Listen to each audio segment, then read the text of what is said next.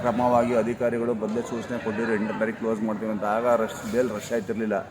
ಈಗ ಅವ್ರ ಮನೆ ಒಳಗಡೆ ಇಟ್ಕೊಳ್ಳೋದು ಬರೋದು ಲೇಟ್ ಹೋಯ್ತು. ಎಲ್ಲರನ್ನ ಸ್ವಲ್ಪ ರೈತರುಗಳದು ನಮ್ಮದು ತಪ್ಪದೆ ಅಧಿಕಾರಿಗಳು ತಪ್ಪದೆ ಇದರಲ್ಲಿ.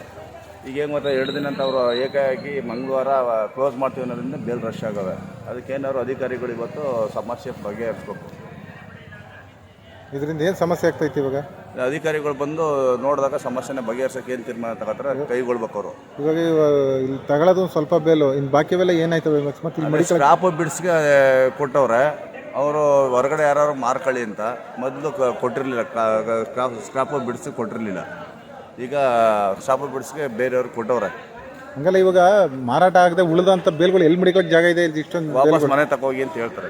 ತಗೋಕ್ಕಾಗ್ತದ? ತಿರ್ಗಾ ನಾಳೆ ತರೋಕ್ಕಾಗ್ತದ? ನಾಳೆ ತರಂಗಿಲ್ಲ. ಅದನ್ನು ಸ್ಕ್ರಾಪ್ ಬಿಡಿಸೋರಿಗೆ ಮಾರಿ ನಾವು ಸ್ಕ್ರಾಪ್ ಬಿಡಿಸೋರಿಗೆ ಸೆಂಟ್ರಲ್ ಗೌರ್ಮೆಂಟ್ ಅವರು ಬೋರ್ಡ್ ಅವರು ಸ್ಕ್ರಾಪ್ ಬಿಡಿಸ್ಗೆ ಅವಕಾಶ ಮಾಡಿಕೊಡ್ತೀವಿ. ಸ್ಕ್ರಾಪ್ ಬಿಡಿಸಂದ್ರೆ ಅದೇ ಉಡಿ ಮತ್ತೆ ಈ ಕಪ್ತರ್ಗು ಈ BPL ಇಂಥವೆಲ್ಲ ಹೋಗ್ದೋದನ್ನ ಮಾರಾಟ ಮಾಡೋಕ್ಕೆ ಬೇರೆಯವರು ಇರ್ತಾರೆ, ಅವ್ರು ಮಾರಿ ಅಂತ ಸಾಬ್ರಿಗಿಬ್ರು ಮಾರಾಟ ಮಾಡಿ ಮಾರಾಟ ಮಾಡಿ